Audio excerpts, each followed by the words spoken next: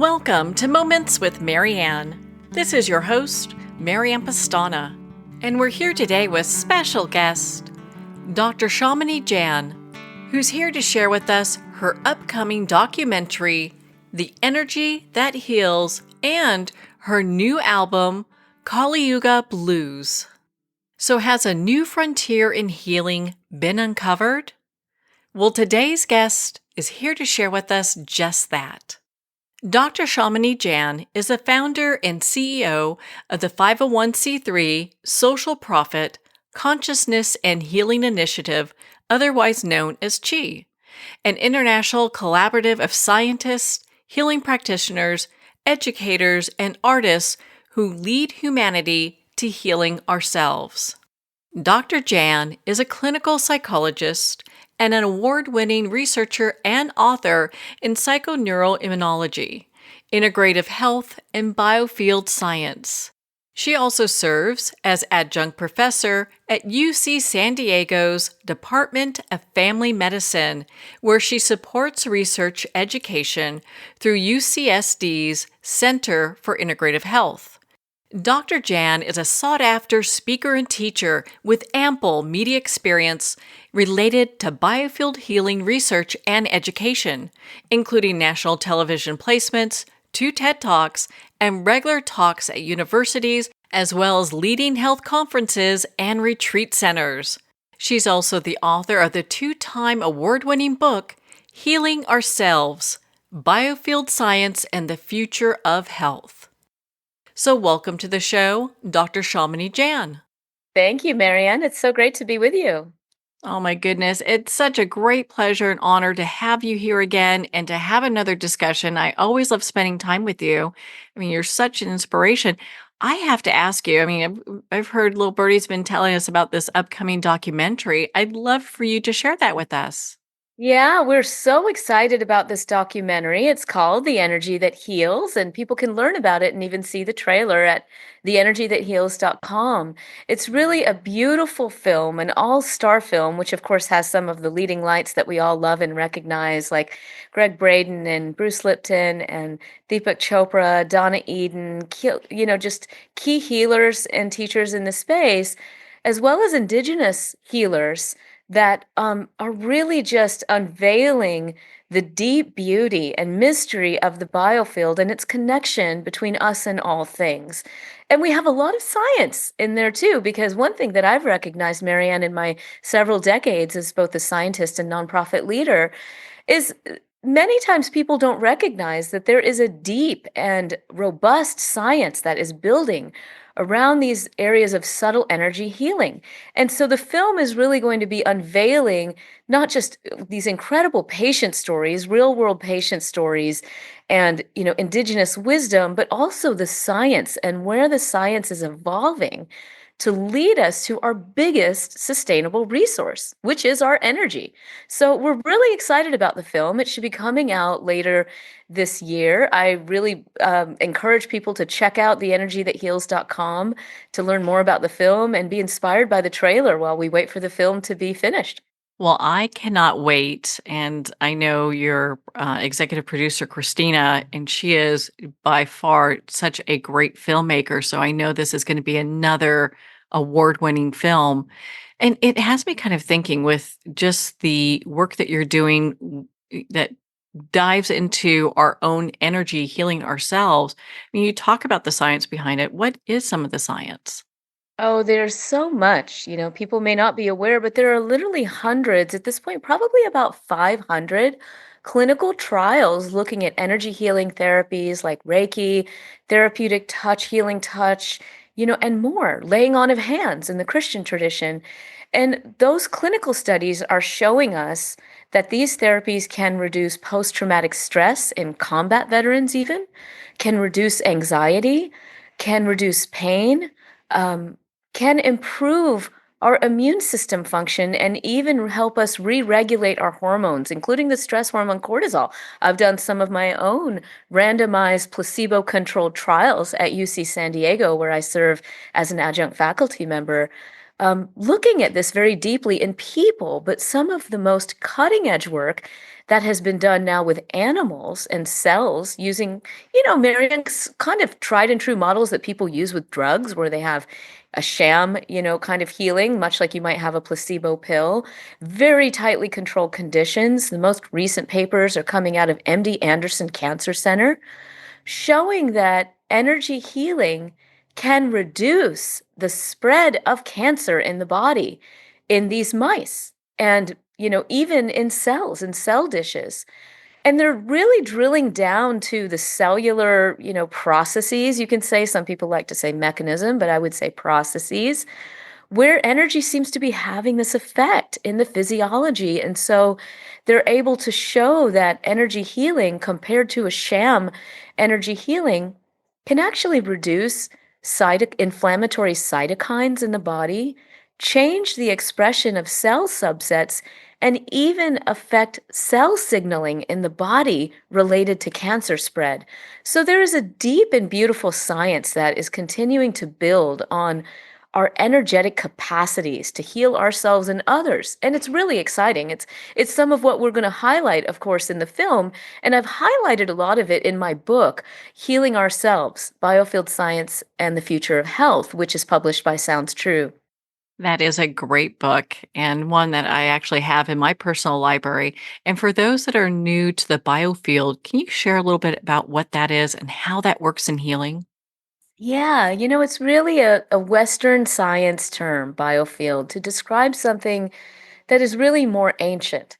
My dear colleague, Dr. Richard Hammerschlag, likes to say, the biofield, think of it as a perspective more than just a thing. They are fields of energy and information that guide our healing process. And while that might sound really lofty, it's really not, because many of those fields we already measure, and we know that they tell us something about our health. EEGs, for example, electroencephalograms, electrocardiograms, and even magnetoencephalograms, where we measure magnetic potentials off of the body, and they can help us understand our brain health and even our organ health. So that's not really controversial. Biophotons are part of this. As living beings, all living beings emit light. Those are biophotons. And we're learning that we can look at this emission of light off of the body or even in cells. And it gives us really valuable biological information, such as our state of inflammation in the body. But then we look at these subtle aspects that are more difficult to measure, the things that we've called in our ancient traditions prana, chi, ki. There's a name for this subtle energy in every tradition. It's the basis of whole person medicine like Ayurveda, Chinese medicine, Tibetan medicine, and more.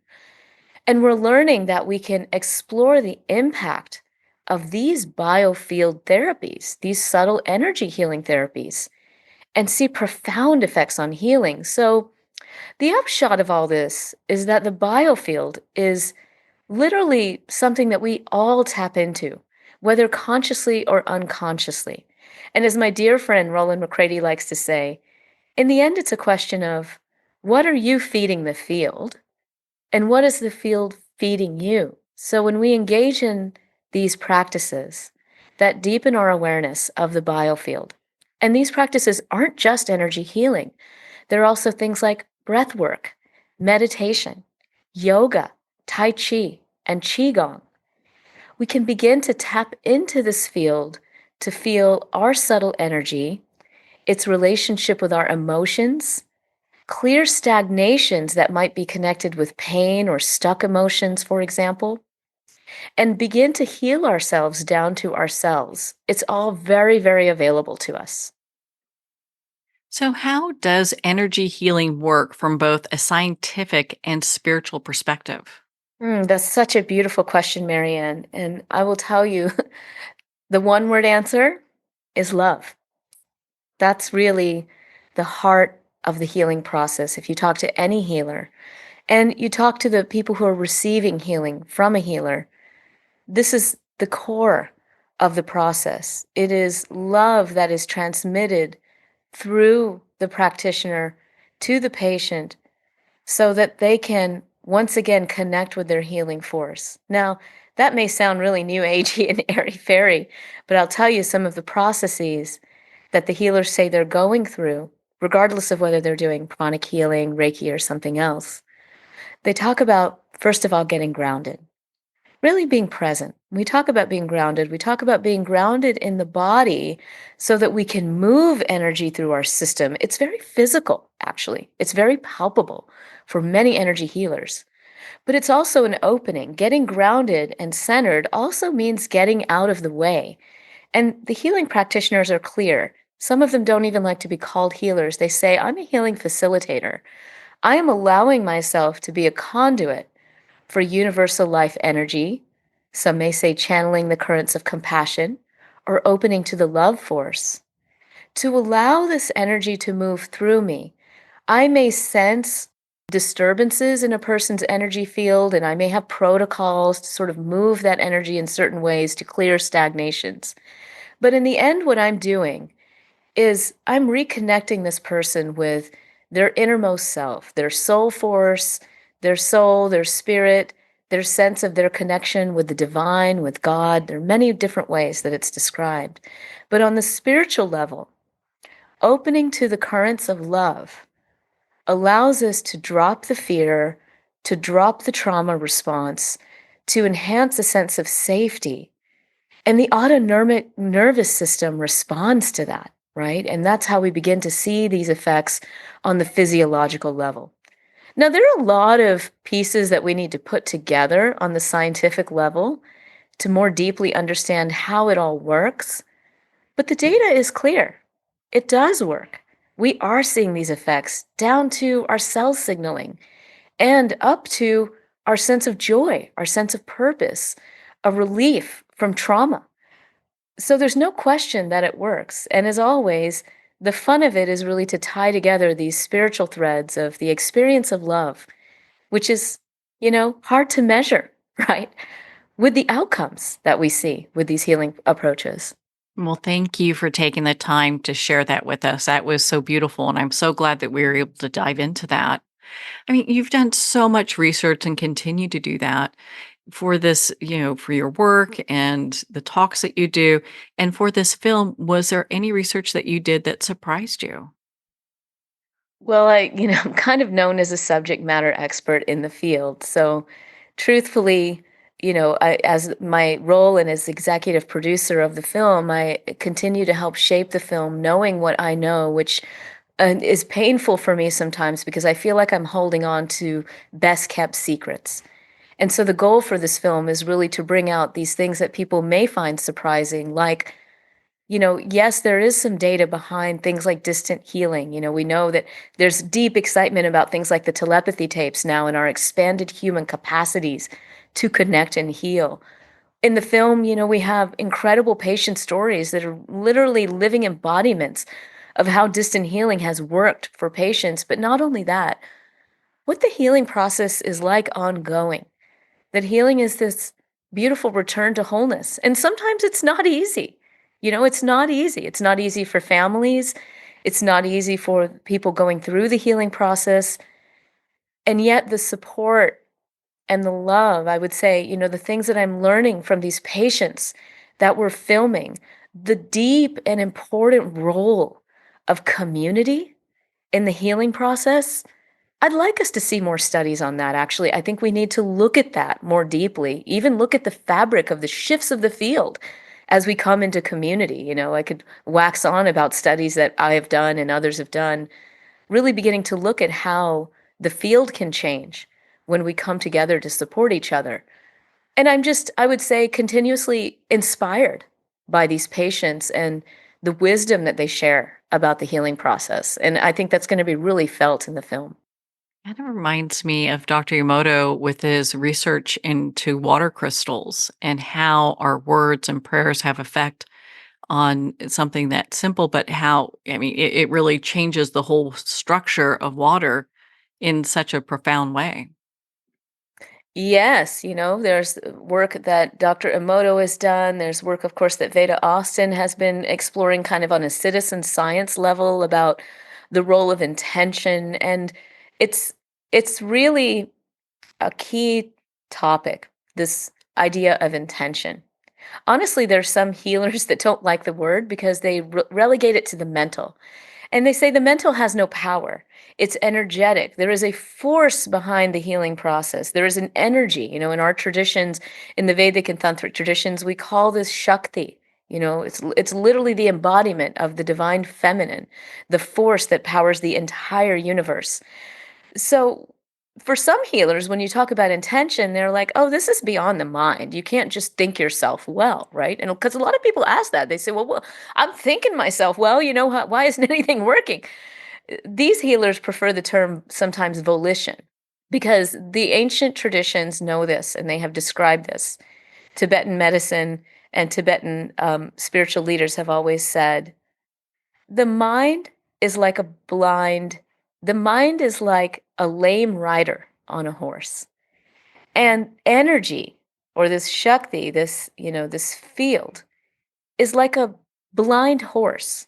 So separately, if we just let our energy go wherever we want, it goes here, it goes there, it's driven by our emotions, it gets dissipated, it's not cultivated, it's not coherent, then we can't heal as well. And at the same time, if we're just working with the conscious mind and we're not marrying our energy with our intention, then healing can only go so far. So the beauty of these practices is that when we do meditation, we do qigong, we do breath work, we work with an energy healer to help us through those areas of stuckness or trauma where we may need, some support. We begin to marry the mind with the energy so that really profound healing is possible. Why do you think it's so crucial for humanity to awaken to their inner and innate healing capacity? I think what the biofield teaches us, what the beauty of it is and the value of it is in this time, is that as we explore how a healer working with a client or a patient is able to open both the healer and the client to a larger field of healing possibility, it reminds us that whether we're working with cells, with animals, or with people, or with our relationship with the earth, the field teaches us that we are deeply connected. We are not separate from each other. This is a key learning for us as human beings on this planet right now that there is really no I thou relationship. You are me, and I am you. And the more that we approach every single living being with love and compassion, recognizing that we're not separate from each other, that's how we're going to heal our societies and heal our planet and get rid of some of the nonsense that's going on right now where we're creating more divisions that are based on a solely materialist point of view. And quite frankly, people know they feel the emptiness in that, right? There is a collective awakening, a desire to move beyond materialism, whether it's in science or whether it's in economics, to really wake up to the power of our connection with each other, the recognition of our non separation with the earth and with each other, so that we can truly align in right relationship with each other and the planet at a really, really pivotal time. And I think the biofield, just the insights from the science as well as the experience of the connection, really fuels us with the joy and motivation to realign our world. I understand you have a new album out, and I'd love to hear about it. Yeah, you bet. So part of just kind of to connect these flows a little bit, part of the joy of opening to the field, because it is creative Shakti by nature, we are embodiments of creativity, is that when we really open to that, these beautiful creative things may flow through us. So, Marianne, that album is an original album that I released um, in 2024. It was something that I didn't even know I could do. I had been singing in rock and heavy metal bands of all things for about a decade in San Diego.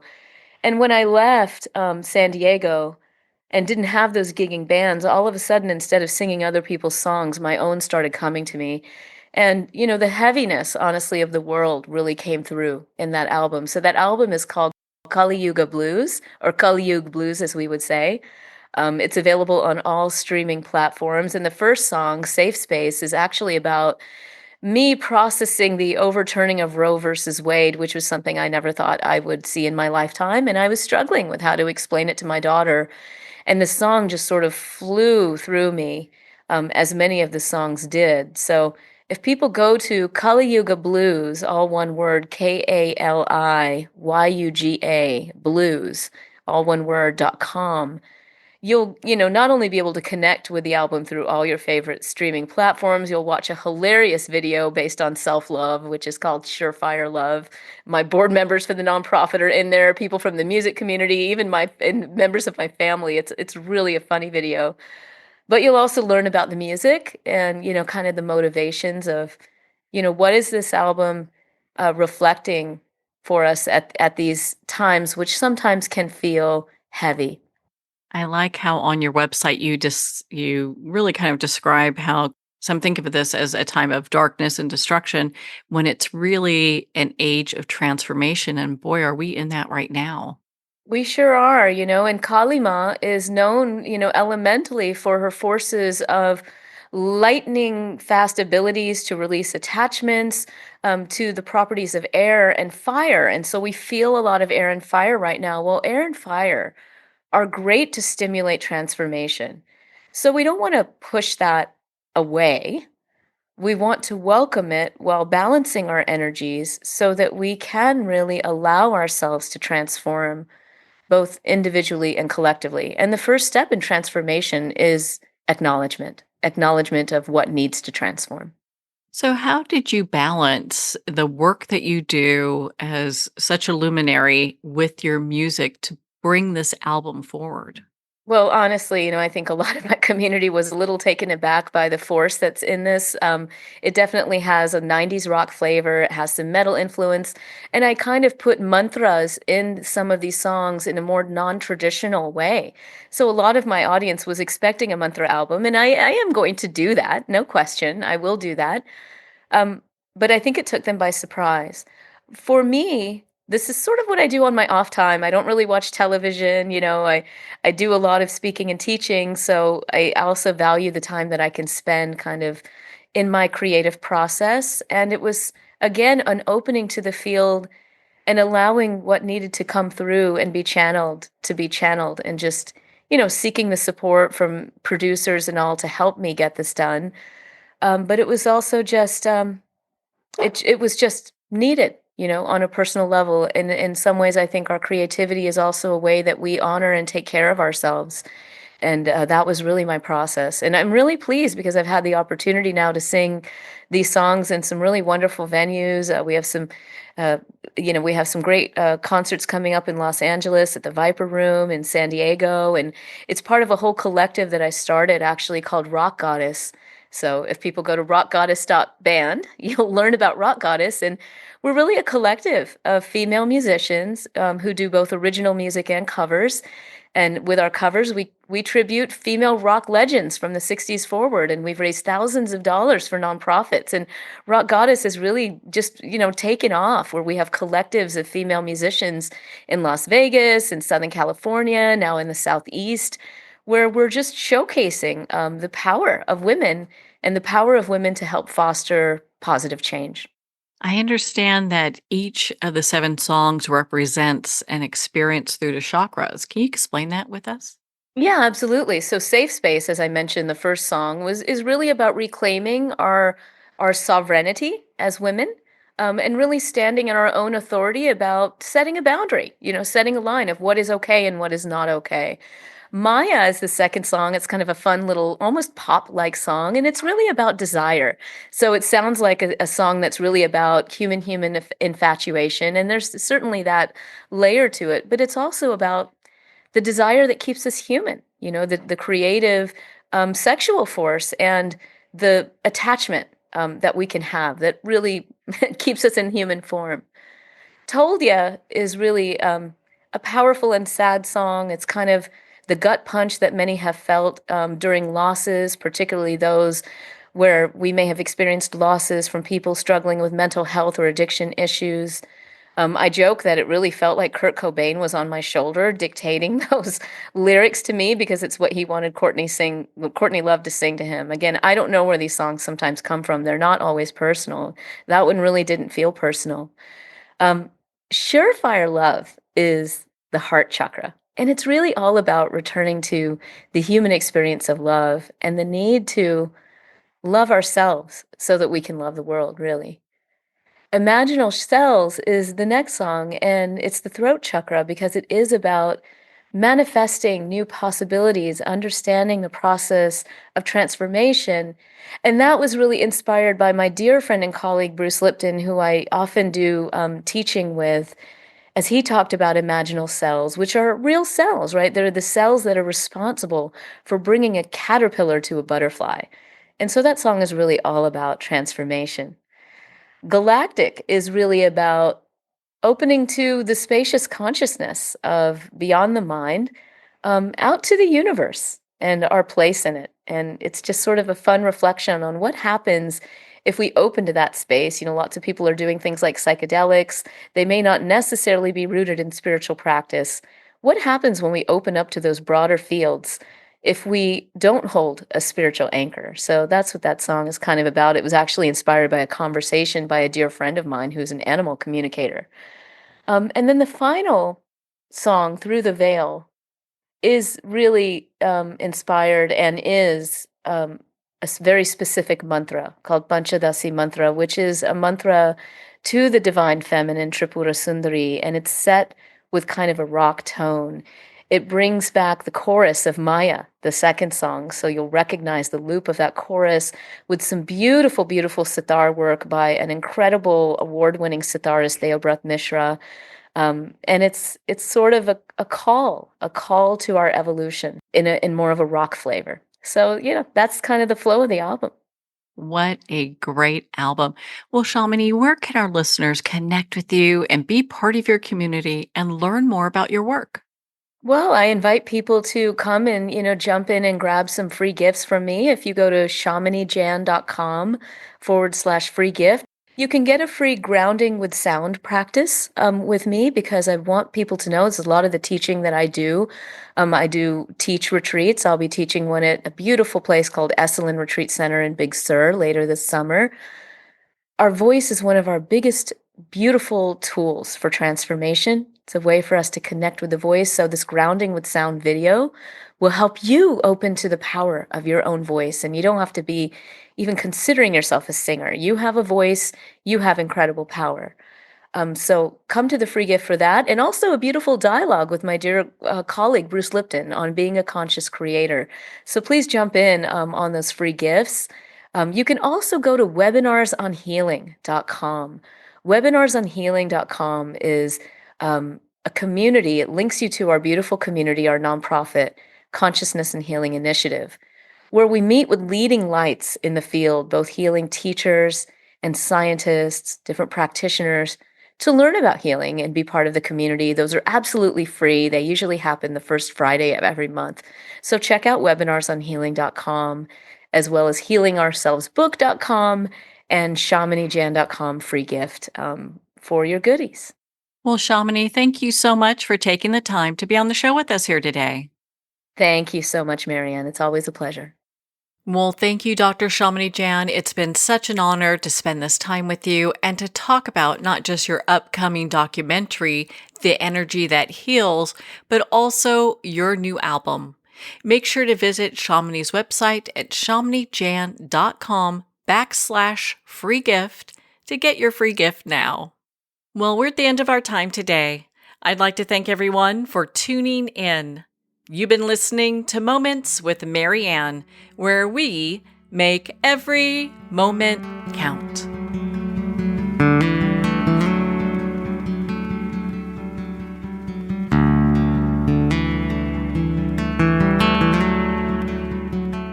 In a single moment, your life can change. Moments with Marianne is a transformative hour that covers an endless array of topics with the best of the best. Her guests are leaders in their fields, ranging from inspirational authors, top industry leaders, and business and spiritual entrepreneurs. Each guest is gifted and a true visionary. A recognized leader in her own work, and while teaching others to develop, refocus, and grow, Marianne will bring the best guest and sometimes a special surprise. Don't miss this. You never know just which moment will change your life forever.